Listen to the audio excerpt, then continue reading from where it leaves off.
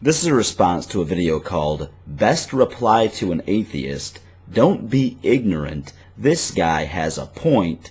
Watch it. This video shows a theologian defending his belief in God and allegedly responding to a non-believer who asked this. Yes, what's your question? When the Soviet cosmonaut Yuri Gagarin went up there in space, he looked for God and didn't find him. He didn't see him. Pastor Finley, I want to know, have you personally seen God? And if you haven't, how can you believe? We don't believe. If the proposition of God's existence were merely that some undetectable form of higher sentience happened to exist in some unknown realm or dimension, who occasionally dabbles, still undetectably, in reality, then the non-believer's point about space travel would be foolish. However, people used to say their gods existed on mountaintops until those mountaintops were traversed.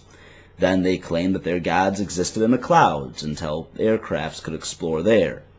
Gods were then claimed to exist in space until space travel was invented, and now it seems that God's existence for many theists scrambling to defend their faith has been relegated to another space and another time. For the record, space is basically inconceivably enormous, and the fact that we've been able to breach the atmosphere and poke around a handful of times is by no means the equivalent to having explored it in its entirety. So, the space travel not discovering God argument is a bad one, but it's not nearly as bad as the theologian's counter-argument and the heaps of ignorance that come with it. And the Lord gave me an answer that I had never thought about until that moment. Fair warning. The Lord's answer wasn't a very good one. In fact, the explanation I just gave for why the question is fairly foolishly worded, if it even is a real question that a real student really asked this pastor, is a better refutation than what the Lord allegedly gave him. Let's listen. So I want to leave God out and faith out and the Bible out, and I just want to ask the faculty some questions, then I'll come back and answer your question. He said, fine. So now, faculty, of all the knowledge in the world, how much knowledge do your students have? And I said, let's say that knowledge is a body of 100%. Would you say that your students know 90% of all there is to know in the world? They said, no. I said, just intellectually, did they know 50% of all there is to know? No. Did they know 20% of all there is to know? Of all this great body of knowledge, of every fact and knowledge in the world, let's say your students know 5%. Just from an intellectual standpoint, they said, well, Dr. Finley, they don't know 5%, but I'm going to give them 5%. If your students know 5% of all there is to know, it means that they don't know 95% of all there is to know. Intellectually, is that a good argument? Yeah, if you know 5%, you don't know 95%. Now let me ask you my next question. If by your own admission your students only know 5% of all there is to know, could it be possible that God exists in the 95% of the knowledge they don't have? Is that possible? I looked at those faculty members and they said, Dr. Finley, that's possible. First of all, this entire diatribe is a deflection of the original, albeit flawed, proposed question. The student allegedly asked how the pastor could believe in a God that could not be observed. To answer that question, the pastor must supply reasonable evidence for his proposed God that does not involve direct observation. The pastor knows he can't do that and could only retreat into his personal faith. Since the pastor has no evidence for his belief, he still could have honestly explained what factors make his faith a reasonable position to hold. Tell us why it is that he believes in something which he cannot observe and has no empirical evidence for. Instead, he laid out an argument against a completely different position. The pastor, instead of answering why he believes in that which is not observed to exist, responds as if the student is claiming that he has sufficient knowledge to conclude that it is impossible for God to exist. That is not the same as doubt or disbelief. If you tell me that you have $500 in your pocket and I say I don't believe you, that's not the same as me claiming it's impossible for your pocket to hold $500 or for you to have $500. The pastor's next problem is that the percentage of all knowledge on the planet that he tries to describe in an effort to display the ignorance of all humans, these students included, is irrelevant to the existence of God.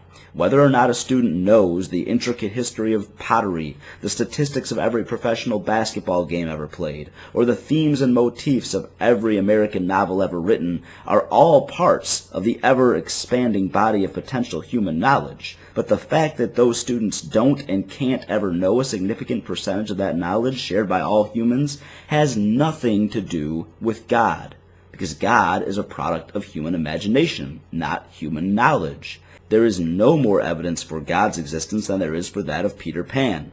But I'd clearly be foolish to argue that because a person doesn't know over 95% of the universe's knowledge, that they can't know that Peter Pan doesn't exist, and therefore my faith in Peter Pan is justified and you should believe in him too. Not knowing or being able to know if something exists is not the evidence for that thing existing. It's evidence for the most reasonable position to take on the matter, being doubt rather than certainty or faith. Now, okay, let's suppose you only have two alternatives. Alternative number one. Your first alternative is that you live and you die, and that's it. You're dead. You live, you die, you're an advanced animal, you're maybe a little more intelligent than the animal creation, but you live and die, and that's it. Your second alternative is that there's a loving God that loves you and cares for you. And although you can't explain all the questions of life, you can't explain often why bad things happen to good people, the second possibility is that there is a loving God that cares for you.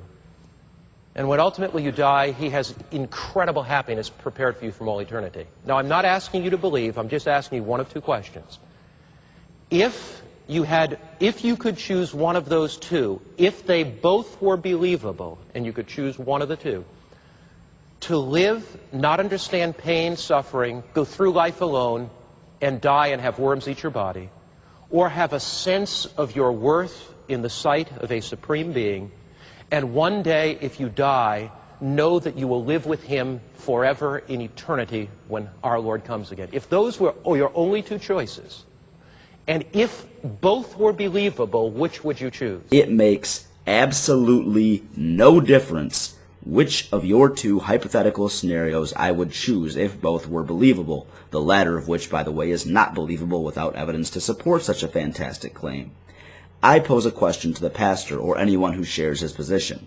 If you had two alternatives, one, that people on this planet starve, are stolen from, and killed every day, or that no starvation, theft, or murder ever occur, which of those two alternatives would you choose? The second one obviously sounds nicer to me, but believing that doesn't make it a reality, and describing it as more pleasant than the obviously more realistic first alternative does not make it more real.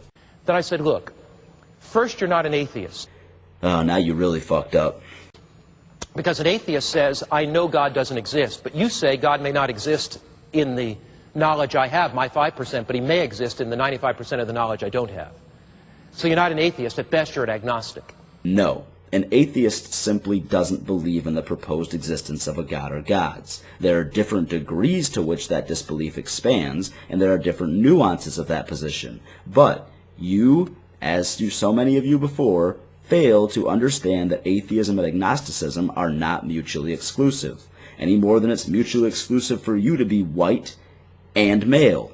You can be both at the same time, and being one doesn't make it impossible for you to be the other. I am an agnostic because I don't claim to have certain knowledge one way or the other in regard to the unfalsifiable and ambiguous claim that some form of a God exists. I am also an atheist because I am unconvinced and therefore do not believe that any such deity exists. Secondly, you're not even an agnostic, because an agnostic says God may not exist, but I don't even care if he does or he doesn't. But you just told me you did care, that if there was this more abundant life. So what you really are seekers. And that's why the Lord sent me to you today. Wrong again, Smiley. Agnosticism and apathy are not mutually exclusive either, and I have no idea why you'd assume that they are. The entire point of being a college student is to learn more about the field or fields that you don't know about, but you do take a strident interest in. Just because I don't know or claim to know that a God exists, and don't believe it, doesn't mean that the topic is of no interest to me, and being interested in that topic doesn't make me a seeker of God, any more than you being interested in engaging with atheists makes you a seeker of atheism. Try to remember that.